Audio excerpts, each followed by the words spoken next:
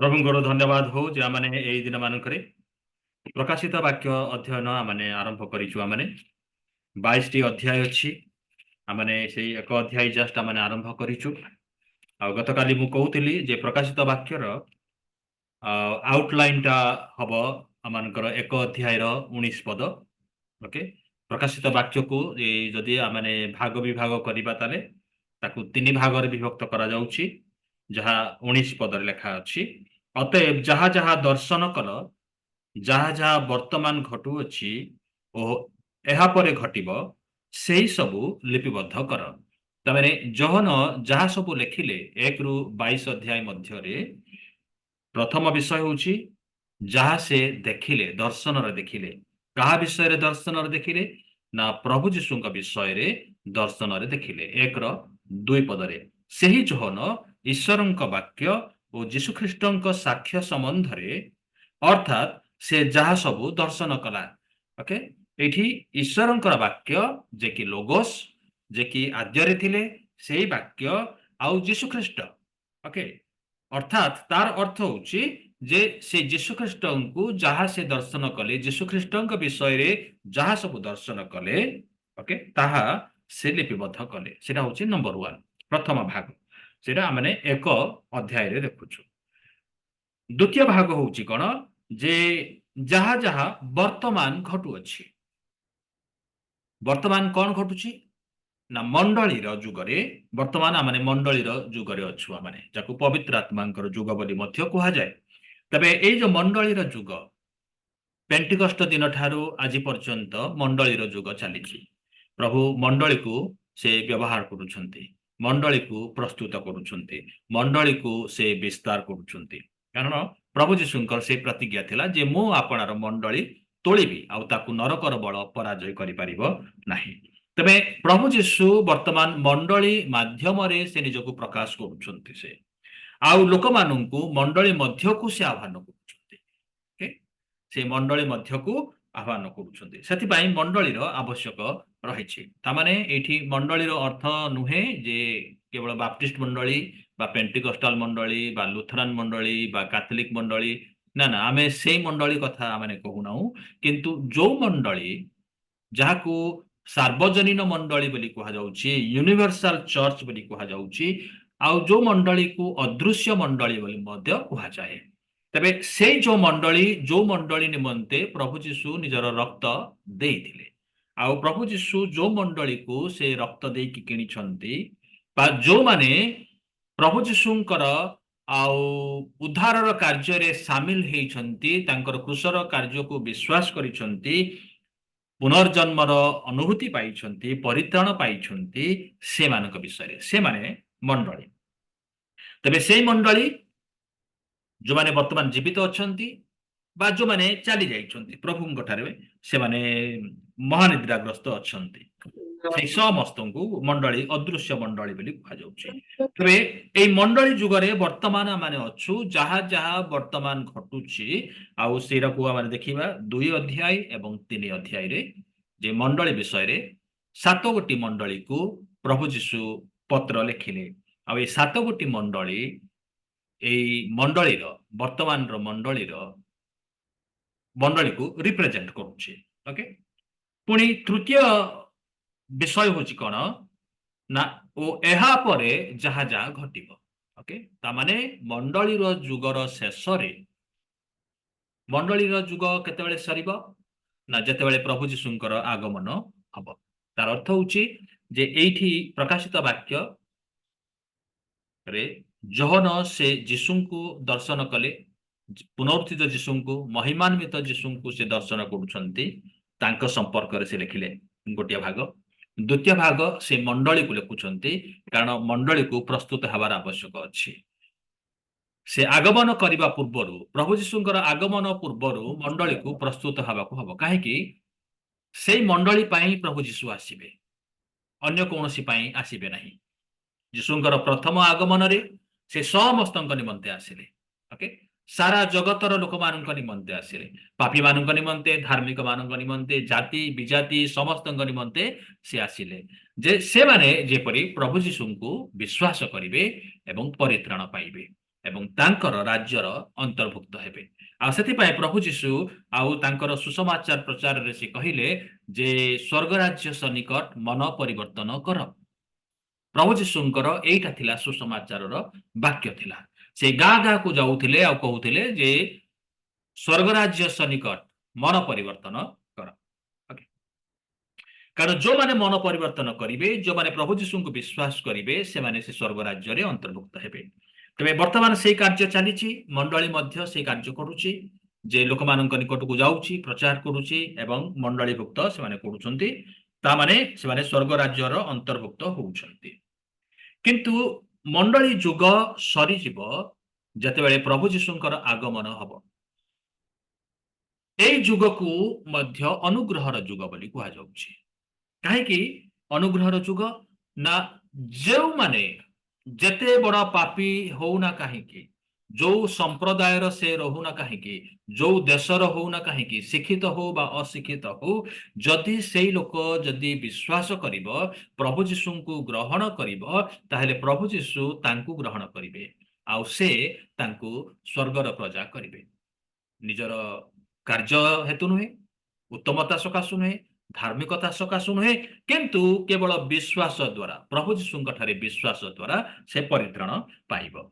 ଆଉ ଏଇ ଯୋଉ ଅନୁଗ୍ରହର ଯୁଗ ସେଇ ଦିନ ପର୍ଯ୍ୟନ୍ତ ରହିବ ଯୋଉ ଦିନ ପର୍ଯ୍ୟନ୍ତ ମଣ୍ଡଳୀ ଏଇ ଜଗତରେ ଅଛି। ଓକେ, ଯୋଉ ଦିନ ପର୍ଯ୍ୟନ୍ତ ମଣ୍ଡଳୀ ଏଇ ଜଗତରେ ଅଛି ସେଇ ଦିନ ପର୍ଯ୍ୟନ୍ତ ଅନୁଗ୍ରହ ରହିବ। ଯେତେବେଳେ ମଣ୍ଡଳୀ ଯଦି ଉର୍ଦ୍ଧ୍ୱାନ୍ତର ହେଇଯିବ ଆଉ ଅନୁଗ୍ରହ ମଧ୍ୟ ଚାଲିଯିବ, ଆଉ ଅନୁଗ୍ରହ ରହିବ ନାହିଁ। ଓକେ, ଯୋଉଦିନ ମଣ୍ଡଳୀ ଆଉ ଉର୍ଦ୍ଧ୍ୱାନ୍ତର ହେଇଯିବ ସେଇଦିନ ଅନୁଗ୍ରହ ମଧ୍ୟ ଚାଲିଯିବ। ଆମମାନେ ପ୍ରଥମ ଥେସଲୋନିକି ଆଉ 4 ଅଧ୍ୟାୟରେ ଆମମାନେ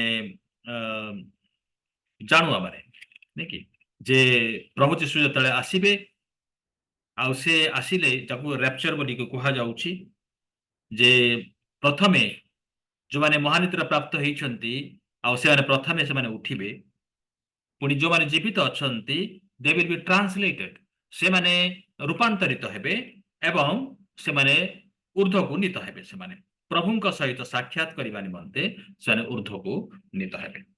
ତେବେ 2 ଅଧ୍ୟାୟ ପ୍ରକାଶିତ ବାକ୍ୟ 2 ଅଧ୍ୟାୟ ଏବଂ 3 ଅଧ୍ୟାୟ ହେଉଛି ସେ ମଣ୍ଡଳୀର ଯୁଗ। 3 ଅଧ୍ୟାୟ ପରେ ଆମେ ଦେଖିବା ଯେ ମଣ୍ଡଳୀର ଉର୍ଦ୍ଧ୍ୱାନ୍ତର, ମଣ୍ଡଳୀର ଉର୍ଦ୍ଧ୍ୱାନ୍ତର ରାପ୍ଚର ହେଇଯାଉଛି। ମଣ୍ଡଳୀର ଉର୍ଦ୍ଧ୍ୱାନ୍ତର ଯେତେବେଳେ ହେଇଯିବ 4 ଅଧ୍ୟାୟ ଏବଂ 5 ଅଧ୍ୟାୟରେ, ତାପରେ ପୁଣି ଆମେ 6 ଅଧ୍ୟାୟକୁ ଆସିବା। 6 ଅଧ୍ୟାୟରୁ ପୁଣି ଆମେ ଆଉ 19-20 ପର୍ଯ୍ୟନ୍ତ ଆମେ ଦେଖିବୁ 7 ବର୍ଷର ମହାକ୍ଲେଶର ସମୟ। ଓକେ, 7 ବର୍ଷର ମହାକ୍ଲେଶର ସମୟ ରହିବ। ଯେତେବେଳେ ପ୍ରଭୁ ଯୀଶୁଙ୍କର ଆଗମନ ହବ ତାପରେ ସମୟ ଅଟୋମେଟିକାଲି ସେ ପୁରା ସ୍ପିଡରେ ଘୁରିବ ତାପରେ। ଓକେ, ଏ ପର୍ଯ୍ୟନ୍ତ ଆମେ ଭାବୁଛୁ ଯେ ପ୍ରଭୁ ଯୀଶୁଙ୍କର ଆଗମନ ବିଳମ୍ବ ହଉଛି ନାଇଁ କି, ଘଡ଼ି ଆଉ ଠିକରେ ମୁଭ କରୁନି, ଆଗକୁ ବଢୁନି ବୋଲି ଆମେ ଭାବୁଛୁ। କିନ୍ତୁ ଯୋଉ ଦିନ ମଣ୍ଡଳୀର ଯୁଗ ସରିଯିବ, ପ୍ରଭୁ ଯୀଶୁଙ୍କର ଆଗମନ ହବ, ତେବେ ପ୍ରଭୁ ଯୀଶୁଙ୍କର ଆଗମନ 2 ପ୍ରକାରରେ ହଉଛି। ପ୍ରଥମ ଯେତେବେଳେ ସେ ଆସୁଛନ୍ତି ସେଇଟା ଦ୍ୱିତୀୟ ଆଗମନ ହିଁ, କିନ୍ତୁ ତାର 2ଟା ପାର୍ଟ ରହିଛି ତାର। ପ୍ରଥମ ହଉଛି କଣ, ସେ ମହାକାଶକୁ ଆସୁଛନ୍ତି। ମଣ୍ଡଳୀ ସେ ଊର୍ଦ୍ଧ୍ୱକୁ ମହାକାଶକୁ ସେ ନୀତ ହଉଛି। ଓକେ, ମଣ୍ଡଳୀ ଊର୍ଦ୍ଧ୍ୱକୁ ଯାଉଛି। ପ୍ରଭୁ ଯୀଶୁ ସେ ମଣ୍ଡଳୀକୁ ଆକର୍ଷଣ କରୁଛନ୍ତି ମହାକାଶରେ। ତୁରୀ ଶବ୍ଦ ହବ, ଆମେ 1 ନିମିଷରେ ଆମେ ଉଭେଇ ଯିବା, ମଣ୍ଡଳୀ ଉର୍ଦ୍ଧ୍ୱାନ୍ତର ହେଇଯାଉଛି। ଯେତେବେଳେ ମଣ୍ଡଳୀ ଚାଲିଯିବ, ଅନ୍ୟ ଖ୍ରୀଷ୍ଟିଆନ ମାନେ ହୁଏତ ଜଗତରେ ରହିବେ ଯେଉଁମାନେ ପ୍ରଭୁ ଯୀଶୁଙ୍କୁ ବିଶ୍ୱାସ କରିନାହାନ୍ତି। ଧାରାବାହିକ ନାମଧାରୀ ଖ୍ରୀଷ୍ଟିଆନ ମାନେ ଏ ଜଗତରେ ରହିଥିବେ ସେମାନେ। କିନ୍ତୁ ଅସଲ ଖ୍ରୀଷ୍ଟିଆନ ମାନେ ଯେଉଁମାନେ ପ୍ରଭୁ ଯୀଶୁଙ୍କୁ ବିଶ୍ୱାସ କରିଛନ୍ତି, ପ୍ରଭୁ ସେମାନଙ୍କୁ ଆକର୍ଷଣ କରିବେ, ସେମାନେ ରୂପାନ୍ତରିତ ହେଇକି ଚାଲିଯିବେ ସେମାନେ। ଆଉ ଯୋଉ ଦିନ ସେମାନେ ଚାଲିଗଲେ ସେଇ ଦିନ ଠାରୁ 7 ବର୍ଷ କାଉଣ୍ଟ ହେଇଯିବ, 7 ବର୍ଷ ଗଣନା ହେଇଯିବ। ଆଉ ହଜାର ହଜାର ବର୍ଷର ଅପେକ୍ଷା ଆଉ କରିବାର ନାହିଁ। ସେଇ ଦିନ ଠାରୁ, ମଣ୍ଡଳୀର ଉର୍ଦ୍ଧ୍ୱାନ୍ତର ଦିନ ଠାରୁ 7 ବର୍ଷର ଆରମ୍ଭ ହବ ଆଉ ସେଇ ଦିନ ଠାରୁ ଆମମାନେ ଭଣ୍ଡ ଖ୍ରୀଷ୍ଟକୁ ଆମମାନେ ଦେଖିବୁ ଆମମାନେ ଆଉ ସେ ଭଣ୍ଡ ଖ୍ରୀଷ୍ଟ ସେ 7 ବର୍ଷ ମହାକ୍ଲେଶ ହବ ଏ ପୃଥିବୀରେ ଆଉ ସେଇ ସମୟରେ ବିଭିନ୍ନ ପ୍ରକାର ବିଷୟ ଆମମାନେ ଚିନ୍ତା କରିବା 6 ଅଧ୍ୟାୟରୁ ପୁଣି ଆମମାନେ ଚାଲିବା ମାନେ 13 ଅଧ୍ୟାୟକୁ ଯେତେବେଳେ ଆସିବା ଆମମାନେ ଦେଖିବା ଯେ ଭଣ୍ଡ ଖ୍ରୀଷ୍ଟ 666ଟି ସଂଖ୍ୟା ସେ ବ୍ୟବହାର କରିବା ପାଇଁ ସେ କହିବ ନାଇଁ କି ଅନେକ ଲୋକଙ୍କୁ ହତ୍ୟା କରାଯିବ କିନ୍ତୁ ତାରି ଭିତରେ ଯେତେବେଳେ ସପ୍ତ ମୁଦ୍ରା ଖୋଲାଯିବ ପୁଣି ସପ୍ତ ଆଉ ତୁରୀ ଧ୍ୱନି ହବ ସପ୍ତ ପାତ୍ର ଢଳାଯିବ ଏଇ ସବୁ ସପ୍ତ ପାତ୍ର ସପ୍ତ ତୁରୀ ଧ୍ୱନି ସପ୍ତ ଆଉ ମୁଦ୍ରା ଏଇଗୁଡ଼ିକରେ ଆମମାନେ ଦେଖିବା ମାନେ ଯେ ପ୍ରଭୁ ଯୀଶୁଙ୍କର ମାନେ ଈଶ୍ୱରଙ୍କର କ୍ରୋଧ ଏ ପୃଥିବୀ ଉପରେ କିଭଳି ଢଳାଯିବ ସେଇ ସମୟରେ ଏକ ଭୟଙ୍କର ସମୟ ସେଇ ସମୟରେ ହେବ ପ୍ରାକୃତିକ ବିପର୍ଯ୍ୟୟ ବଡ଼ ବଡ଼ ଭୂମିକମ୍ପ ହବ ଏବଂ ଅ, ବିଭିନ୍ନ ପ୍ରକାର ଲକ୍ଷଣ ଆକାଶରେ ସବୁ ଦେଖାଯିବ ଆଉ ସେଇ ସମୟର ଭୟଙ୍କର ହବ ସେଇ ସମୟ 7 ବର୍ଷ କଣ୍ଟିନ୍ୟୁସଲି ଆଉ ଭଣ୍ଡ ଖ୍ରୀଷ୍ଟ ରାଜତ୍ୱ କରିବ ଏବଂ ଲୋକମାନେ ଅନେକ ନିହତ ହେବେ ଅନେକ ମରିବେ ଆଉ ଭଣ୍ଡ ଖ୍ରୀଷ୍ଟ ଅନେକଙ୍କୁ ନିଜର ବଶୀଭୂତ କରିବ ସେ ଏଇ 7 ବର୍ଷର ଶେଷରେ ଯେତେବେଳେ ଆମେ 20 ଅଧ୍ୟାୟକୁ ଆସିବା ଆଉ ସେତେବେଳେ ପ୍ରଭୁ ଯୀଶୁ ମହାପରାକ୍ରମରେ ଆଉ ସେ ମେଘ ରଥରେ ସେ ଓହ୍ଲେଇ ଆସୁଛନ୍ତି ତାଙ୍କର ଦୂତମାନଙ୍କ ସହିତ ତାଙ୍କର ଲୋକମାନଙ୍କ ସହିତ ଯୋଉମାନେ ଉର୍ଦ୍ଧାନ୍ତର ହେଇଥିଲେ ମଣ୍ଡଳୀ ଉର୍ଦ୍ଧାନ୍ତର ହେଇଥିବ ଆଉ ସେଇ ମଣ୍ଡଳୀ ଏବଂ ଦୂତମାନଙ୍କ ସହିତ ସାଧୁ ମେଳରେ ନେଇକି ସେମାନେ ମାନେ ଆଉ ଥରେ ସେମାନେ ମେଘମାଳାରେ ଆଉ ଏ ପୃଥିବୀକୁ ଆସିବେ ତାପରେ 1000 ବର୍ଷର ଶାନ୍ତି ରାଜ୍ୟ ଆମେ ଦେଖିବା ମାନେ 20 ଅଧ୍ୟାୟ 21 ଅଧ୍ୟାୟରେ ଆଉ ଆମେ ଦେଖୁଛୁ 1000 ବର୍ଷର ଶାନ୍ତି ରାଜ୍ୟ ତାପରେ ପୁଣି ଅନନ୍ତ କାଳ ଆମେ ଦେଖିବା ତେବେ ଏଇଟା ହଉଛି ଆଉ ପ୍ରକାଶିତ ବାକ୍ୟର ସମ୍ୟକ ଏକ ସଂକ୍ଷିପ୍ତ ପରିଚୟ ଯେ ଆମମାନେ ଆଗକୁ ଆମମାନେ କଣ କଣ ସବୁ ଆମମାନେ ଆଲୋଚନା ଆମମାନେ କରିବା ତେବେ ଆଜିର ଯୋଉ ଆଲୋଚନାର ଅଂଶ ଅଛି ଆମମାନେ ପାଠ କରିବା 5 ଏବଂ 6 ପଦ 5 ଏବଂ 6 ପଦ ଯୋହନ ଏକ ପ୍ରକାଶିତ ବାକ୍ୟ 1 ଅଧ୍ୟାୟ 5 ଏବଂ 6 ପଦ ଜଣକେ ପଢିବେ ପୁଣି ବିଶ୍ୱସ୍ତ ସାକ୍ଷୀ ମୃତମାନଙ୍କ ମଧ୍ୟରୁ ପ୍ରଥମ ଜାତ ହୁଁ, ପୃଥିବୀର ରାଜାମାନଙ୍କ ରାଜା ଯୀଶୁଖ୍ରୀଷ୍ଟଙ୍କ ଠାରୁ ଅନୁଗ୍ରହ ଶାନ୍ତି ତୁମାନଙ୍କ ପ୍ରତି ହେଉ ହୁଁ, ଯେ ଆମ୍ଭମାନଙ୍କୁ ପ୍ରେମ କରି ଆପଣା ରକ୍ତ ଦ୍ୱାରା ଆମମାନଙ୍କ ପାପରୁ ମୁକ୍ତ କରିଅଛନ୍ତି ପୁଣି ଆମମାନଙ୍କୁ ଗୋଟିଏ ରାଜକୁଳ କରି ଆପଣା ଈଶ୍ୱର ଓ ପିତାଙ୍କ ନିକଟରେ ଯାଜକ ସ୍ୱରୂପ ନିଯୁକ୍ତ କରିଅଛନ୍ତି ତାହାଙ୍କର ଗୌରବ ଓ ପରାକ୍ରମ ଯୁଗେ ଯୁଗେ ହେଉ ଆମେନ୍। ଆମେନ୍ ଏଇଠି ପ୍ରଥମ ଆଉ ଭାଗକୁ ଆମେ ଦେଖୁଛୁ ଯୋହନଙ୍କର ଦର୍ଶନରେ ସେ ଯାହା ଯାହା ଦର୍ଶନ କଲେ କଣ ଦର୍ଶନ କଲେ ନା ସେ ପ୍ରଭୁ ଯୀଶୁଙ୍କୁ ଦର୍ଶନ କଲେ ଆଉ ପ୍ରଭୁ ଯୀଶୁଙ୍କୁ ଯେତେବେଳେ ଦର୍ଶନ କରୁଛନ୍ତି ଯୋହନ ଆଉ ପ୍ରଭୁ ଯୀଶୁଙ୍କର କେତେ ଗୋଟି ଉପାଧି ସେ ଆମମାନଙ୍କୁ ଦଉଛନ୍ତି ଯେ ପ୍ରଭୁ ଯୀଶୁଙ୍କର ଉପାଧି ବିଷୟରେ ସେ ପରିଚୟ ଦଉଛନ୍ତି ପୁଣି ବିଶ୍ୱସ୍ତ ସାକ୍ଷୀ ଫେଥଫୁଲ ୱିଟନେସ୍ ବୋଲିକି ତାଙ୍କୁ କୁହାଯାଏ ଯେ ବିଶ୍ୱସ୍ତ ସାକ୍ଷୀ ମୃତମାନଙ୍କ ମଧ୍ୟରୁ ପ୍ରଥମ ଜାତ ଏଇ ଯୋଉ ଟାଇଟଲ ଗୁଡାକ ଦିଆଯାଇଛି ବିଶେଷ କରି 3 ଗୋଟି ଟାଇଟଲ ଯୀଶୁଙ୍କର ଟାଇଟଲ ଏଠି ଆମେ ଦେଖୁଛୁ ପ୍ରଭୁ ଯୀଶୁଙ୍କର 3 ଗୋଟି ଉପାଧି ଆଉ ଆମେ ଦେଖୁଛୁ ପ୍ରଥମ କଣ ନା ସେ ବିଶ୍ୱସ୍ତ ସାକ୍ଷୀ ପ୍ରଭୁ ଯୀଶୁଙ୍କୁ ସାକ୍ଷୀ ଭାବରେ ଆଉ ଏଇଠି ଦର୍ଶାଯାଇଛି ଯେ ସେ କେବଳ ସାକ୍ଷୀ ନୁହନ୍ତି କିନ୍ତୁ ବିଶ୍ୱସ୍ତ ସାକ୍ଷୀ କାହିଁକି ବିଶ୍ୱସ୍ତ ସାକ୍ଷୀ ନା ସେ ଈଶ୍ୱରଙ୍କ ବିଷୟରେ ସାକ୍ଷ୍ୟ ଦିଅନ୍ତି ଯୋହନ 3 ଅଧ୍ୟାୟର 11 ପଦ କେହି ପଢିବେ ଯୋହନ 3 ଅଧ୍ୟାୟର 11 ପଦ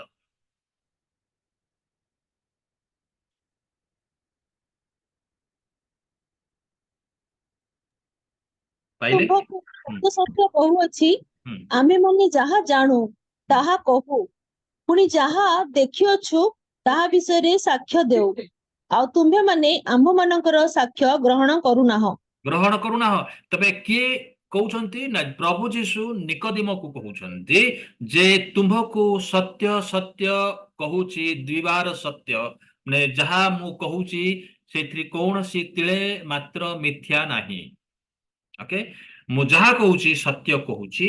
ଆଉ ସେ କହିଲେ ଯେ ଆମମାନେ ଯାହା ଜାଣୁ ତାହା କହୁ। ଓକେ, ଏଇଠି ଏଇ ଶବ୍ଦଟା ପ୍ଲୁରାଲ ନାଇଁ କି? ପ୍ରଭୁ ଯୀଶୁ ଆଉ ବହୁ ବଚନ ବ୍ୟବହାର କରୁଛନ୍ତି। ମୁଁ ତୁମକୁ ସତ୍ୟ କହୁଅଛି, ଆମମାନେ ଯାହା ଜାଣୁ ତାହା କହୁ, ପୁଣି ଯାହା ଦେଖିଅଛୁ ତାହା ବିଷୟରେ ସାକ୍ଷ୍ୟ ଦଉ। କାହିଁକି ସେ ନିଜ ସମ୍ପର୍କରେ ଆଉ ଏଇ ବହୁ ବଚନ ଲଗେଇଲେ?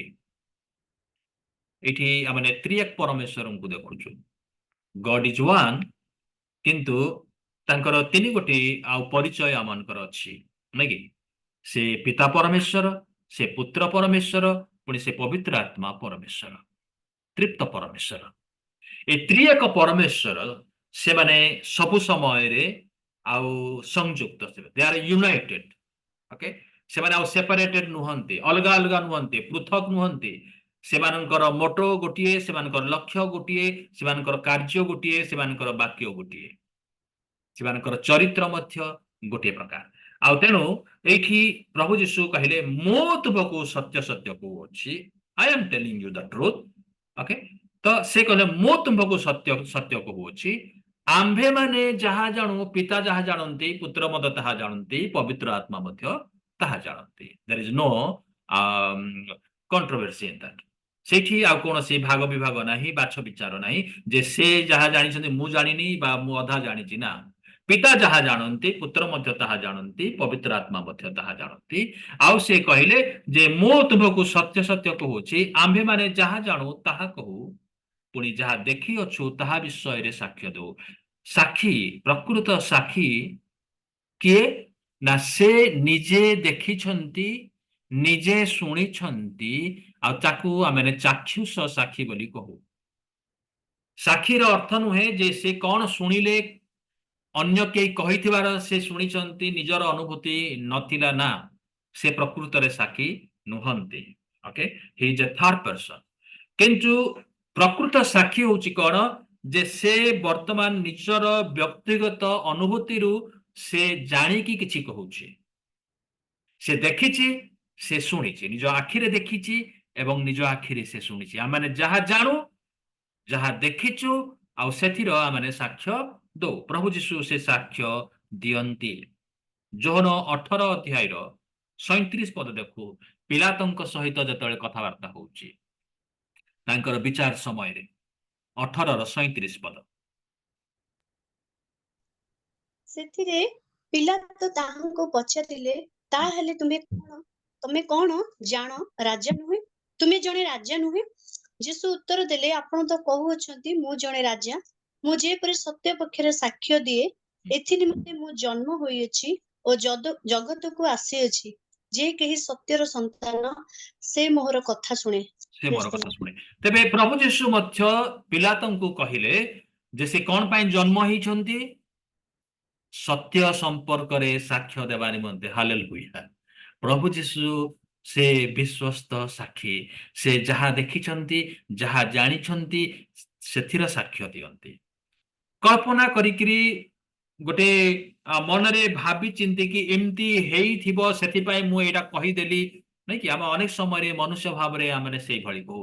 ମୁଁ ଏଇଟା କହିଦେଲି, ମୁଁ ଭାବିଲି ଏମିତି ହେଇଥିବ ବୋଲିକି। ମୁଁ କଣ ଜାଣିଥିଲି ଯେ ଆଉ ଅସଲ ଘଟଣାଟା ଆଉ ଅନ୍ୟ ପ୍ରକାରର? ମୁଁ ଭାବିଲି, ମତେ ଲାଗିଲା ଯେ ଏଇଟା ଏମିତି ହେଇଥିବ, ସେଥିପାଇଁ ମୁଁ କହିଦେଲି ନାଇଁ କି?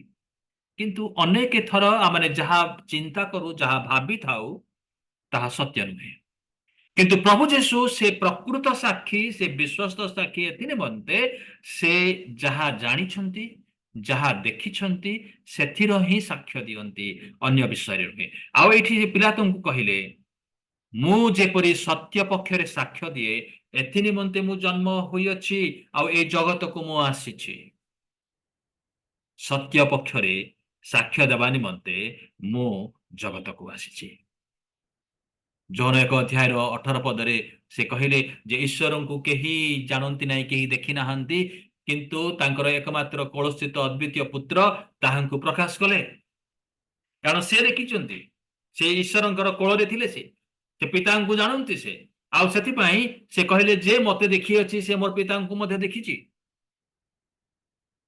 ଆଉ ସେ ନିଜକୁ ସେ ଈଶ୍ୱରଙ୍କୁ ତାଙ୍କ ନିଜ ପିତାଙ୍କୁ ସେ ପ୍ରକାଶ କରୁଛନ୍ତି ଆଉ ତାଙ୍କର ସାକ୍ଷ୍ୟ ସେ ଦଉଛନ୍ତି ସେ କାରଣ ସେ ତାଙ୍କୁ ଦେଖିଛନ୍ତି ତାଙ୍କୁ ଜାଣିଛନ୍ତି ସେଥିପାଇଁ ଯୋହନ କହିଲେ ବିଶ୍ୱସ୍ତ ସାକ୍ଷୀ ଯୀଶୁଙ୍କୁ ବିଶ୍ୱସ୍ତ ସାକ୍ଷୀ ବୋଲି କୁହାଗଲା ଏଇଟା ଥିଲା ଯୀଶୁଙ୍କର ପ୍ରଥମ ଉପାଧି ଦ୍ୱିତୀୟ ଉପାଧି ଆଉ ଏଇଠି ଆମେ ଦେଖୁଛୁ ଯେ ସେ ମୃତମାନଙ୍କ ମଧ୍ୟରୁ ପ୍ରଥମ ଜାତ ମୃତମାନଙ୍କ ମଧ୍ୟରୁ ପ୍ରଥମ ଜାତ ଏଇଟା ମଧ୍ୟ ଆଉ ଗୋଟେ ଉପାଧି ଗ୍ରୀକ ଭାଷାରେ ଆଉ ଏଇ ଯୋଉ ପ୍ରଥମ ଜାତ ଶବ୍ଦକୁ ପ୍ରୋଟୋଟୋକୋସ୍ ବୋଲିକି କୁହାଯାଇଛି ପ୍ରୋଟୋଟୋକୋସ୍ ବୋଲି କୁହାଯାଇଛି ଏହାର ଦିଟା ଅର୍ଥ ଅଛି ଏ ପ୍ରୋଟୋଟୋକୋସର ଦିଟା ଅର୍ଥ ଯଦି ଆମେ ୟାର ଆକ୍ଷରିକ ଅର୍ଥ ଯଦି କରିବା ଯେ ମୃତମାନଙ୍କ ମଧ୍ୟରୁ ପ୍ରଥମ ଜାତ ତା ମାନେ ୟାର ଆକ୍ଷରିକ ଅର୍ଥକୁ ଯଦି ଆମେ ଦେଖିବା ୟାର ଅର୍ଥ ହବ ଯେ ମୃତମାନଙ୍କ ମଧ୍ୟରୁ ପ୍ରଥମେ ଉଠିଲେ କିଏ ଉଠିଲେ ପ୍ରଭୁ ଯୀଶୁ ଖ୍ରୀଷ୍ଟ ଉଠିଲେ ହୁଏତ ଆପଣମାନେ ପ୍ରଶ୍ନ କରିପାରନ୍ତି ଲାଜାର ତ ଯୀଶୁଙ୍କର ପୂର୍ବରୁ ଲାଜାର ମଧ୍ୟ ଉଠିଥିଲା ହଁ ଯୀଶୁ ତାକୁ ଉଠେଇଥିଲେ ନାଇଁ କି କାଇନ ନଗର ବିଧବାର ପୁଅକୁ ସେ ଉଠେଇଥିଲେ ଜାଇରସର ଝିଅକୁ ଉଠେଇଥିଲେ ତାହେଲେ ଯୀଶୁଙ୍କର ପୁନରୁତ୍ଥାନଟା କେମିତି ପ୍ରଥମ ଏଥିପାଇଁ ପ୍ରଥମ ଯେ ସେମାନେ ନିଜେ ନିଜେ ଉଠି ନାହାନ୍ତି ସେମାନେ ଉଠିଲେ ପୁଣି ଆଉ ଥରେ ମରିଥିବେ ସେମାନେ ଲାଜାର ଉଠିଲେ 4 ଦିନ ପରେ ସେ ପ୍ରଭୁ ଯୀଶୁ ତାକୁ ଉଠେଇଲେ ମୃତମାନଙ୍କ ମଧ୍ୟରୁ ତାକୁ ଉଠେଇଲେ କିନ୍ତୁ ଲାଜାର କଣ ଏବେ ଯାଇ ବଞ୍ଚିଛି ସେ ସେଇ ସମୟରେ ଆଉ କେତେବେଳେ ପୁଣି ଆଉ ସେ ମରି ଯାଇଛନ୍ତି ସେ ଆଉ ଜଗତରେ ନାହାନ୍ତି ଜାଇରସର ଝିଅ ମଧ୍ୟ ମରିଗଲେ କାଇନ ନଗର ବିଧବାର ପୁଅ ମଧ୍ୟ ସେ ଉଠିଲେ କିଛି ସମୟ ହୁଏତ ବଞ୍ଚିଲେ କିଛି ବର୍ଷ ହୁଏତ ବଞ୍ଚିଲେ ବା ବୁଢା ହେଇଗଲା ପରେ ସେ ମଧ୍ୟ ମରିଗଲେ ସେ କିନ୍ତୁ ପ୍ରଭୁ ଯୀଶୁ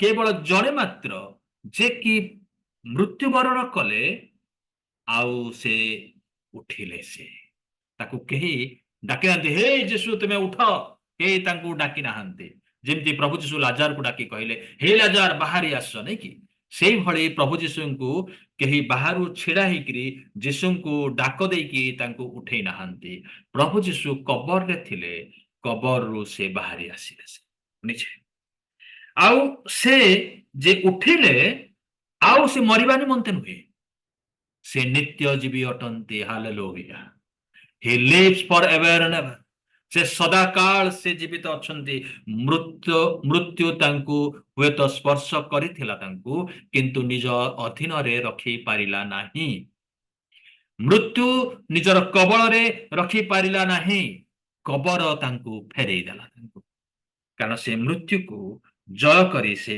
ଉଠିଲେ ସେ ଆଉ ମରିବେ ନାହିଁ ମୃତ୍ୟୁ ତାଙ୍କୁ ସ୍ପର୍ଶ କରିପାରିବ ନାହିଁ ସେଥି ନିମନ୍ତେ ତାଙ୍କୁ କୁହାଯାଉଛି ମୃତମାନଙ୍କ ମଧ୍ୟରୁ ପ୍ରଥମ ଜାତ ତାର ଅର୍ଥ ଦ୍ୱିତୀୟ ମଧ୍ୟ ଅଛି ଆଉ ସେ ଦ୍ୱିତୀୟ ଅନୁଭୂତି ଆମମାନଙ୍କ ପାଇଁ ଯେହେତୁ ସେ ଉଠିଛନ୍ତି ଆମମାନେ ମଧ୍ୟ ଉଠିବା ଆମମାନେ ମଧ୍ୟ ଉଠିବା ବାକ୍ୟ ଲେଖା ଅଛି ଯେ ଯୋଉ ଆତ୍ମାଙ୍କ ଦ୍ୱାରା ସେ ପୁନରୁତ୍ଥିତ ହେଲେ ସେଇ ଆତ୍ମା ଆମମାନଙ୍କୁ ମଧ୍ୟ କଣ କରିବ ନା ଉଠେଇବ ଏଫିସି ତାର 1 ଅଧ୍ୟାୟରେ ଆଉ 19 ଏବଂ 20 ପଦରେ ଲେଖା ଅଛି ପୁଣି ବିଶ୍ୱାସୀ ଯେ ଆମ୍ଭେମାନେ ତାହାଙ୍କ ଶକ୍ତିର କାର୍ଯ୍ୟ ସାଧକ ପରାକ୍ରମ ଅନୁସାରେ ଆମମାନଙ୍କ ପ୍ରତି ତାହାଙ୍କ ଶକ୍ତିର ଅତ୍ୟଧିକ ମହତ୍ଵ କଣ ଏହି ସବୁ ଜାଣିପାର ସେଇ ଶକ୍ତି ସେ ଖ୍ରୀଷ୍ଟଙ୍କ ଠାରେ ସାଧିତ କରି ତାହାଙ୍କୁ ମୃତମାନଙ୍କ ମଧ୍ୟରୁ ଉଠାଇ ସମସ୍ତ ଆଧିପତ୍ୟ କର୍ତ୍ତାପଣ ଶକ୍ତି ପ୍ରଭୁତ୍ୱ ପୁଣି ଇହକାଳ ଓ ମଧ୍ୟ ପରକାଳରେ ଯେତେ ନାମ ଖ୍ୟାତ ସେ ସମସ୍ତଙ୍କ ଉପରେ ତାହାଙ୍କୁ ଉନ୍ନତ କରାଇ ସ୍ୱର୍ଗରେ ଆପଣା ଦକ୍ଷିଣ ପାର୍ଶ୍ୱରେ ଉପବେଶନ କରାଇଲେ ତେବେ ଏଇଠି ଆମେ ଦେଖୁଛୁ ଯେ ଯୋଉ ଆତ୍ମାଙ୍କର ଶକ୍ତିରେ ସେ ମୃତମାନଙ୍କ ମଧ୍ୟରୁ ଉଠିଲେ ସେ ଆତ୍ମାଙ୍କର ଶକ୍ତି ଆଜି ବିଶ୍ୱାସୀ ମାନଙ୍କର ଜୀବନରେ କାର୍ଯ୍ୟ ସାଧନ କରୁଛି ଏଥିପାଇଁ କାର୍ଯ୍ୟ ସାଧନ କରୁଛି ଯଦି ଆମେ ମରିବା ମାଟିରେ ଆମେ ସରିଯିବା ନାହିଁ ମହିମାରେ ପୁଣି ଆମେ ଉତ୍ଥିତ ହବା କାହିଁକି ନା ସେଇ ଆତ୍ମା ଯୋଉ ଆତ୍ମା ପ୍ରଭୁ ଯୀଶୁଙ୍କୁ ଉଠେଇଥିଲା ସେଇ ଆତ୍ମା ଆଜି ଆମମାନଙ୍କ ମଧ୍ୟରେ ପବିତ୍ର ଆତ୍ମା ବିଶ୍ୱାସୀ ମାନଙ୍କର ଜୀବନରେ ଅଛି ଆଉ ସେଇ ଆତ୍ମା ଆମମାନଙ୍କୁ ଉଠେଇବ ଆଉ ସେଥି ନିମନ୍ତେ ତାଙ୍କୁ କୁହାଗଲା ଯେ ସେ ମୃତମାନଙ୍କ ମଧ୍ୟରୁ ପ୍ରଥମ ଜାତ ପୁନରୁତ୍ଥାନରେ ଆମମାନେ ତାହାଙ୍କର ସହଭାଗୀ ହେବା ଆର ଦ୍ୱିତୀୟ ଅର୍ଥ ହଉଛି କଣ जे से पितांकर अद्वितीय पुत्र भावरे पितांकर प्रथमजात पुत्र भावरे पितांकर समस्त आधिपत्य कर्तापणर महिमा सब वैभव से अधिकारी एकमात्र उत्तराधिकारी अटंती से ओके? प्रभु जीशु एकमात्र उत्तराधिकारी अटंती कलसी तार 1:15 पद के पढ़ंतु कलसीय 1:15 पद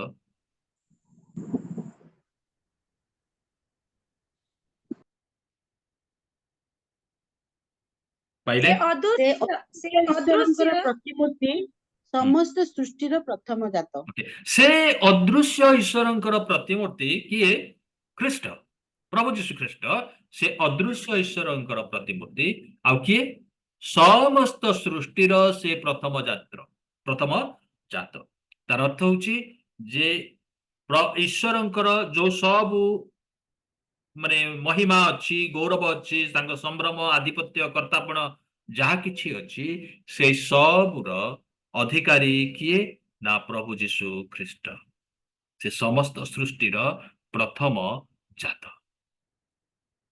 प्रभु जीशु मृतमानक मध्यरु से उठिले से प्रथम जात हेले प्रथमे से उठिले आउ तांको भଳି आमाने मध्य मृतमानक मध्यरु आमाने मध्य उठिबा द्वितीय विषय होची कोन जे समस्त सम्मान स्वर्गीय आउ गौरव मध्य तांकर जगतरे एई जगतरे बा पर जगतरे बा स्वर्गरे एभଳି कौनसी स्थान नाही जो स्थान रे कि से प्रभु नुहंती तांकर आधिपत्य सबुठारे अछि से कथा आमाने से एफएसी 1 अध्याय रे आमाने देखिलु 20 पदरे सेही शक्ति से ख्रीष्टंक ठारे साधन करी ताहांकु मृतमानक मध्यरु उठाई समस्त आधिपत्य कर्तापण शक्ति प्रभुत्व पुणी इहकाल ओ मध्य परकाल रे जेते नाम ख्यात से समस्तंक उपरे ताहांकु उन्नत कराई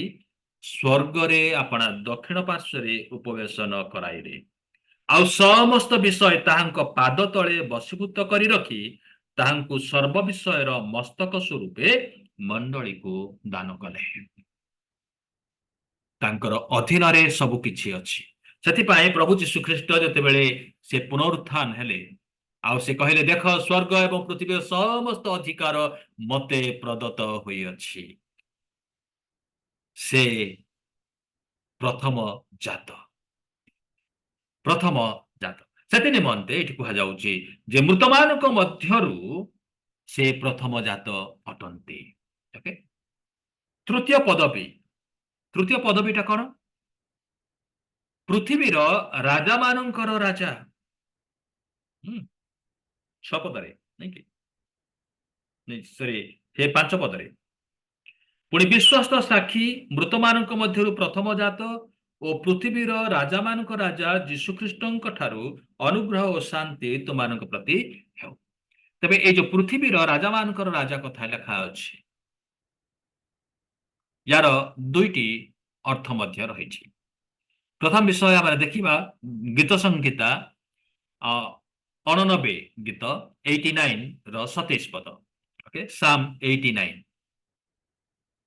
89 रो 27 पद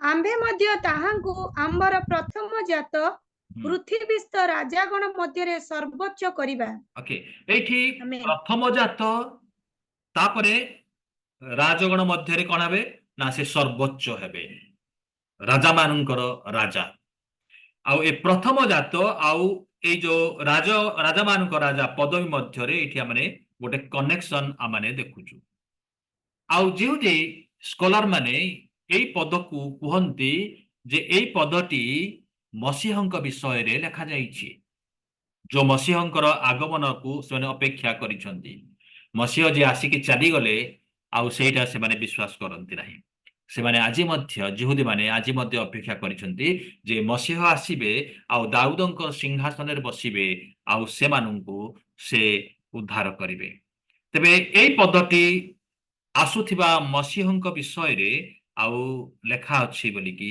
କୁହାଯାଉଛି। ଦ୍ୱିତୀୟ ବିଷୟ ହେଉଛି କଣ, ଯୀଶୁଙ୍କର ଏଇ ପଦବୀ, ରାଜାମାନଙ୍କ ରାଜାର ଯୋଉ ପଦବୀଟା ଆସୁଛି,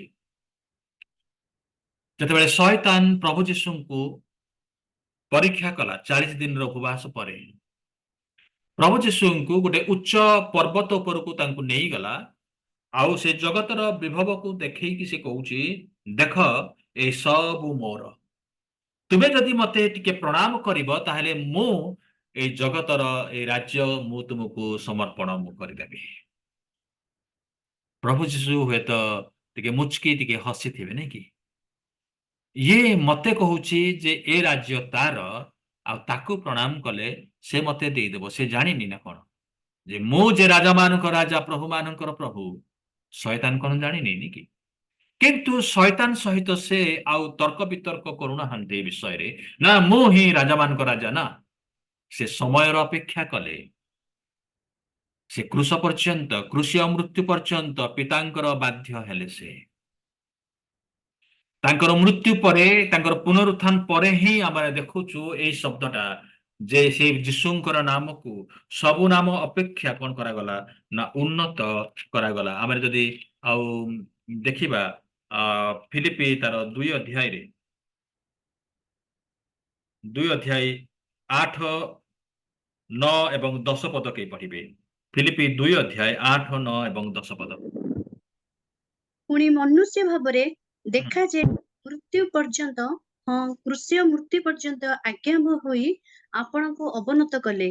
ଏହି କାରଣ ଈଶ୍ୱର ତାହାଙ୍କୁ ଅତିଶୟ ଉନ୍ନତ କରିଅଛନ୍ତି, ପୁଣି ସମସ୍ତ ନାମ ଅପେକ୍ଷା ସର୍ବୋତ୍କୃଷ୍ଟ ନାମ ତାହାଙ୍କୁ ପ୍ରଦାନ କରିଅଛନ୍ତି, ଯେପରି ସ୍ୱର୍ଗ, ମର୍ତ୍ତ୍ୟ ଓ ପାତାଳରେ ଥିବା ପ୍ରତ୍ୟେକ ଜାନୁ ଯୀଶୁଙ୍କ ନାମରେ ନତ ହେବ। ଯୀଶୁଙ୍କ ନାମରେ ଯେପରି ନତ ହବ, ଆଉ ସେଥି ନିମନ୍ତେ ତାଙ୍କୁ ସର୍ବୋତ୍କୃଷ୍ଟ ନାମ ପ୍ରଦାନ କଲେ, ଆଉ ଈଶ୍ୱର ତାହାଙ୍କୁ ଅତିଶୟ ଉନ୍ନତ କରିଅଛନ୍ତି। ସେ ଉନ୍ନତ କେତେବେଳେ ହେଲେ ନା ଯେତେବେଳେ ସେ କ୍ରୁଶୀୟ ମୃତ୍ୟୁ ପର୍ଯ୍ୟନ୍ତ ପିତାଙ୍କର ଆଜ୍ଞାବହ ହେଲେ। ଆଜ୍ଞାବହ ହେବା ପରେ ତାର ପରିଣାମ ସଦୃଶ୍ୟ ଆମେ ଏଇଠି ଦେଖୁଛୁ ଯେ ପ୍ରଭୁ ଯୀଶୁ ଅତିଶୟ ସେ ଉନ୍ନତ ସେ ହେଲେ। ଏ ପ୍ରେରିତ ତାର 2:37 ପଦରେ, ପେଣ୍ଟିକଷ୍ଟ ଦିନରେ ପିତର ଆଉ ତାଙ୍କର ପ୍ରଚାରରେ ଆଉ ଏଇ କଥା ସେ କହୁଛନ୍ତି। 37 ପଦ ପଢନ୍ତୁ, ପ୍ରେରିତ 2:37 ପଦ। ଏହି କଥା ଶୁଣି ସେମାନଙ୍କ ହୃଦୟ ବିଦୀର୍ଣ୍ଣ ହୋଇଗଲା। ପୁଣି ସେମାନେ ପିତର ଅବଶିଷ୍ଟ ପ୍ରେରିତ ମାନଙ୍କୁ କହିଲେ, ଭାଇମାନେ ଆମ୍ଭେମାନେ କଣ କରିବା? ନାଇଁ 2:37। ଆଜ୍ଞା ଭାଇ, ପ୍ରେରିତ 2:37।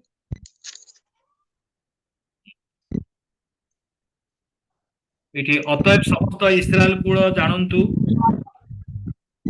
ଏହି କଥା ଶୁଣି ସେମାନେ 36 ପଦ, 36 ଅତଏବ ସମସ୍ତ ଇସ୍ରାଏଲ କୂଳ ହଁ 36 ପଦ ନିଶ୍ଚୟ ଦେଖନ୍ତୁ। ଜାଣନ୍ତୁ ଯେ ଯେଉଁ ଯୀଶୁଙ୍କୁ ଆପଣମାନେ କ୍ରୁଶରେ ବଦ୍ଧ କଲେ, ତାହାଙ୍କୁ ଈଶ୍ୱର ପ୍ରଭୁ ଓ ଖ୍ରୀଷ୍ଟ ଉଭୟ ପଦରେ ନିଯୁକ୍ତ କରିଅଛନ୍ତି। ହଁ, ଏଇଠି ଲେଖା ଅଛି ଯେ ଯୋଉ ଯୀଶୁଙ୍କୁ ଆପଣ ମାନେ କ୍ରୁଶରେ ବଦ୍ଧ କଲେ, ତାହାଙ୍କୁ, ଓକେ, ଯୀଶୁଙ୍କର ଏଇ ଉପାଧିଟା ଆସିଲା କେତେବେଳେ ନା ତାଙ୍କର କ୍ରୁଶରେ ହତ ହେଲା ପରେ। ସେଇ ପର୍ଯ୍ୟନ୍ତ ସେ ରାଜାମାନଙ୍କ ରାଜା ବୋଲିକି ଅଭିହିତ ହେଇନଥିଲେ। ଯଦିଓ ପିଲାତ ତାଙ୍କୁ କହିଲେ, ତୁମେ କଣ ଇସ୍ରାଏଲର ରାଜା? ଯୀଶୁ କହିଲେ, ଆପଣ ତ କହିଲେ, ନାଇଁ କି? ଇନଡାଇରେକ୍ଟଲି ତାଙ୍କୁ କହୁଛନ୍ତି ଯେ ଆପଣ କହୁଛନ୍ତି, ମୁଁ କହିନି, ମୁଁ ନିଜକୁ ରାଜା ବୋଲି ମୁଁ ସମ୍ବୋଧନ କରିନି, ଆପଣ ସେ କଥା ମତେ କହୁଛନ୍ତି। ଓକେ, କିନ୍ତୁ ପ୍ରଭୁ ଯୀଶୁଙ୍କର ମୃତ୍ୟୁ ପରେ, ତାଙ୍କର ପୁନରୁତ୍ଥାନ ପରେ, ଏଇଠି ପିତର କହୁଛନ୍ତି ଯେ ଈଶ୍ୱର ପ୍ରଭୁ ଯୀଶୁଙ୍କୁ କଣ କଲେ? ପ୍ରଭୁ ଓ ଖ୍ରୀଷ୍ଟ ଉଭୟ ପଦରେ ସେ ନିଯୁକ୍ତ କଲେ। ସେ ଅତିଶୟ ଉନ୍ନତ ହେଇଛନ୍ତି। ସେ କାହିଁକି ନା ସ୍ୱର୍ଗ, ମର୍ତ୍ତ୍ୟ, ପାତାଳରେ ଥିବା ସମସ୍ତ ଚାଲୁ ଯୀଶୁ ଖ୍ରୀଷ୍ଟଙ୍କ ନାମରେ ନତ ହବ, ଆଉ ସେ ଯେ ପ୍ରଭୁ ତାହା ସ୍ୱୀକାର କରେ। ପ୍ରତ୍ୟେକ ଆଣ୍ଠୁ ଭାଙ୍ଗିବ, ପ୍ରତ୍ୟେକ ଜିହ୍ବା ସ୍ୱୀକାର କରିବ ଯେ ପ୍ରଭୁ ଯୀଶୁ ସେ ପ୍ରଭୁ ଅଟନ୍ତି। କାହିଁକି ନା ଏଥିରେ ଈଶ୍ୱରଙ୍କର ଗୌରବ ଅଛି। ଯୋହନ ଆମମାନଙ୍କୁ ଯୀଶୁଙ୍କର ସେ ମହିମାନ୍ବିତ ଯୀଶୁଙ୍କୁ ଦେଖେଇ ଦଉଛନ୍ତି। ତାଙ୍କର ତିନି ଗୋଟି ଉପାଧିକୁ ସେ ଦେଖେଇଦେଲେ, ତାଙ୍କର ପରିଚୟ କରିଦେଲେ। ପ୍ରଭୁ ଯୀଶୁ ସେ ବିଶ୍ୱସ୍ତ ସାକ୍ଷୀ ଅଟନ୍ତି, ସେ ମୃତମାନଙ୍କ ମଧ୍ୟରୁ ପ୍ରଥମ ଜାତ ଅଟନ୍ତି, ପୁଣି ପୃଥିବୀର ରାଜାମାନଙ୍କର ରାଜା ସେ ଅଟନ୍ତି। He is king of Kings. ଜଗତରେ ଯେତେ ରାଜା ଅଛନ୍ତି ସେ ସବୁ ରାଜାମାନଙ୍କ ଠାରୁ ଉର୍ଦ୍ଧ୍ୱରେ ଅଛନ୍ତି। ଏହି ଶବ୍ଦଟି ଆମମାନଙ୍କୁ ଉତ୍ସାହ ଦିଏ। ଏହି ଶବ୍ଦଟି ଆମମାନଙ୍କର ଜୀବନରୁ ଭୟ ଦୂର କରେ। ଆମ ଦେଶରେ, ଆମ ରାଜ୍ୟରେ ଯେ ଶାସକ ହୁଅନ୍ତୁ ନା କାହିଁକି, ସେମାନଙ୍କର ଉର୍ଦ୍ଧ୍ୱରେ କିଏ ଅଛନ୍ତି ନା ପ୍ରଭୁ ଯୀଶୁ ଖ୍ରୀଷ୍ଟ ଅଛନ୍ତି। ସେ ରାଜାମାନଙ୍କ ରାଜା ଏବଂ ପ୍ରଭୁମାନଙ୍କର ପ୍ରଭୁ ଅଟନ୍ତି। ସେ ସମସ୍ତ ବିଷୟକୁ ନିଜର ନିୟନ୍ତ୍ରଣରେ ମଧ୍ୟ ରଖନ୍ତି। ଏହି ଜଗତରେ ସେମାନେ ଶାସନ କରିପାରନ୍ତି, କିନ୍ତୁ ସେମାନଙ୍କ ଉପରେ ଶାସନ କରିବା ପାଇଁ ଆମମାନଙ୍କର ପ୍ରଭୁ ଯୀଶୁ ଅଛନ୍ତି, ଆଉ ସେ ସିଂହାସନରେ ଉପବିଷ୍ଟ ଅଛନ୍ତି। ପ୍ରଭୁଙ୍କର ଧନ୍ୟବାଦ ହଉ। ଆସନ୍ତାକାଲି ଆମମାନେ ପୁଣି ଆଉ ସେ 6 ପଦକୁ ଆମମାନେ ଚିନ୍ତା କରିବା, କାରଣ 6 ପଦ ମଧ୍ୟ ଟିକେ ଆଉ ଗଭୀର ବିଷୟ ସବୁ ରହିଛି। ତେଣୁ ଆଜି ମୁଁ କହିବା ପାଇଁ ଚାହୁଁନାହିଁ, କିନ୍ତୁ ଆସନ୍ତାକାଲି ଆମମାନେ ସେ 6 ପଦକୁ ଆମମାନେ ଯିବା।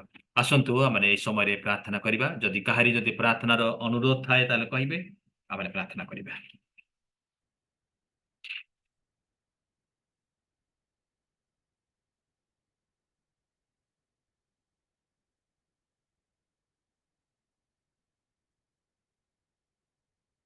ଆସନ୍ତୁ ପ୍ରାର୍ଥନା କରିବା। ସ୍ୱର୍ଗସ୍ଥ ପିତା, ଧନ୍ୟବାଦ ପ୍ରଶଂସା କରୁଛୁ ପ୍ରଭୁ ଯେ ତୁମେ ଯେ ରାଜାମାନଙ୍କ ରାଜା, ପ୍ରଭୁମାନଙ୍କର ପ୍ରଭୁ। ତୁମେ ମୃତମାନଙ୍କ ମଧ୍ୟରୁ ପ୍ରଥମ ଜାତ, ତୁମେ ସେଇ ବିଶ୍ୱସ୍ତ ସାକ୍ଷୀ। ତୁମେ ଯଦି ଈଶ୍ୱରଙ୍କ ବିଷୟରେ କହିନଥାନ୍ତ, ଈଶ୍ୱରଙ୍କୁ ଯଦି ପ୍ରକାଶ କରିନଥାନ୍ତ, ତୁମେ ଯଦି ଜଗତକୁ ଆସିନଥାନ୍ତ, ତାହେଲେ ଆମମାନେ ଈଶ୍ୱର କିଏ ତାହା ଜାଣିନଥାନ୍ତୁ। ଆମମାନେ ଧନ୍ୟବାଦ ଦଉଛୁ ପ୍ରଭୁ ଯେ ସେ ସ୍ୱର୍ଗର ପରମେଶ୍ୱର ଯେ ଅଦୃଶ୍ୟ ଅଟନ୍ତି, ସେ ଅଦୃଶ୍ୟ ପରମେଶ୍ୱରଙ୍କୁ ତୁମେ ପ୍ରକାଶ କଲ। ତାଙ୍କୁ ଜାଣିବାରେ ପ୍ରଭୁ ଆମମାନଙ୍କୁ ତୁମେ ସାହାଯ୍ୟ କଲ। ତାଙ୍କ ବିଷୟରେ ପ୍ରଭୁ ତୁମେ ସାକ୍ଷ୍ୟ ଦେଲ। ଓ ପ୍ରଭୁ ଆମେ ଧନ୍ୟବାଦ ଦଉଛୁ ଯୋଉ ମୃତ୍ୟୁ ଆମମାନଙ୍କର ପାପ ସକାଶୁ ଆମମାନଙ୍କୁ ନିଜର ଅଧୀନରେ ରଖିଥିଲା, ସେ ମୃତ୍ୟୁକୁ ତୁମେ ଆଜି ପରାଜୟ କରିଛ। ସେ ମୃତ୍ୟୁ ଆଜି ଆମମାନଙ୍କ ଉପରେ ନିଜର ଆଧିପତ୍ୟ ବିସ୍ତାର କରିପାରିବ ନାହିଁ। ଅଳ୍ପ ସମୟ ନିମନ୍ତେ ହୁଏତ ଆମେ ମୃତ୍ୟୁର ଅଧୀନକୁ ଯିବା ମାନେ, କିନ୍ତୁ ଚିରଦିନ ପର୍ଯ୍ୟନ୍ତ ମୃତ୍ୟୁ ତାର କବଳରେ ଆମମାନଙ୍କୁ ରଖିପାରିବ ନାହିଁ। କାରଣ ପ୍ରଭୁ ତୁମେ ମୃତ୍ୟୁକୁ ଜୟ କରିଅଛ। ଯେତେବେଳେ ତୁରି ଶବ୍ଦ ହବ ଆମେ ସମସ୍ତେ ଉଠିବା। ଯଦି ଆମେ ମରିଯାଇଛୁ, ଯଦି ଜୀବିତ ରହିବୁ ପ୍ରଭୁ, ଆମେ ପ୍ରଭୁ ରୂପାନ୍ତରିତ ହବୁ ଏବଂ ତୁମ ନିକଟକୁ ଆମେ ଚାଲିଯିବୁ। ପ୍ରଭୁ ଆମେ ଧନ୍ୟବାଦ ଦଉଛୁ ଯେ ଏଇ ଆଶ୍ୱାସନାର ବାକ୍ୟ ଆଜି ଆମମାନଙ୍କୁ ଦେଇଛ ଯେ ତୁମେ ପ୍ରଭୁ ରାଜ୍ୟ କରୁଛ, ତୁମେ ରାଜାମାନଙ୍କ ରାଜା ଭାବରେ ପ୍ରଭୁ ଆଜି ମଧ୍ୟ ପ୍ରଭୁ ସିଂହାସନରେ ଉପବିଷ୍ଟ ଅଛ। ସେଥି ନିମନ୍ତେ ଆମେ ଧନ୍ୟବାଦ ଦଉଛୁ ଆଉ ନିବେଦନ କରୁଛୁ ପ୍ରଭୁ ଯେ ଆମମାନଙ୍କର ଏଇ ଭାରତ ବର୍ଷରେ ମଧ୍ୟ ପ୍ରଭୁ ତୁମର ରାଜ୍ୟ ଆସୁ। ତୁମେ ଏଇ ପ୍ରଭୁ କାର୍ଯ୍ୟ କର ଏବଂ ତୁମର ଶାସନ ମଧ୍ୟରେ ପ୍ରଭୁ ସମସ୍ତ ବିଷୟକୁ ତୁମେ ରଖ। ସମସ୍ତ ବିଷୟ ତୁମର ନିୟନ୍ତ୍ରଣ ମଧ୍ୟରେ ରହୁ ଏବଂ ତୁମର ଲୋକମାନେ, ତୁମର ମଣ୍ଡଳୀ ପ୍ରଭୁ ବର୍ଦ୍ଧିଷ୍ଣୁ ହଉ ବୋଲି ଆମେ ପ୍ରାର୍ଥନା କରୁଛୁ। ଯେଉଁମାନେ ଅସୁସ୍ଥ ପୀଡ଼ିତ ଅଛନ୍ତି ପ୍ରଭୁ, ତୁମେ ସେମାନଙ୍କୁ ସ୍ପର୍ଶ କର ବୋଲି ପ୍ରାର୍ଥନା କରେ। ଆମେ ସ୍ମରଣ କରୁଛୁ ସୁସାନା ନିମନ୍ତେ ପ୍ରଭୁ ଅମରି ହସ୍ପିଟାଲରେ ମଧ୍ୟ ସେ ମଧ୍ୟ ଅଛନ୍ତି। ଗତକାଲି ତାଙ୍କର ଅପରେସନ ହେଇସାରିଛି ପ୍ରଭୁ। ତାଙ୍କର କ୍ଷତ ସବୁ ପ୍ରଭୁ ତୁମେ ବାନ୍ଧି ଦିଅ ଏବଂ ତାଙ୍କୁ ତୁମେ ସୁସ୍ଥ କର ବୋଲି ପ୍ରାର୍ଥନା କରେ।